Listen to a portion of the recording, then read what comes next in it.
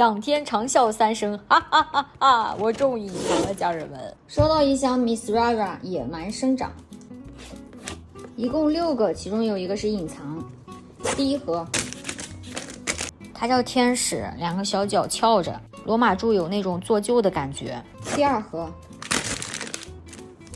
这只有个小包包跟小戒指，还可以戴上的。它叫甜心，坐在一颗粉嫩的樱桃上面，多巴胺配色深得我心。第三盒，这只叫小丑，我发现它的眼神所有都是那种很不屑的蔑视的感觉。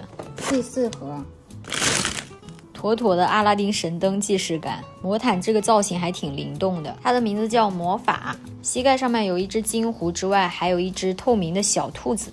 第五盒，Oh my， 这个是我最喜欢的，它的墓碑也太有质感了吧。这只叫女巫，膝盖上面有一只在燃烧的小蜡烛。墓碑底部写的什么？谁来翻译一下？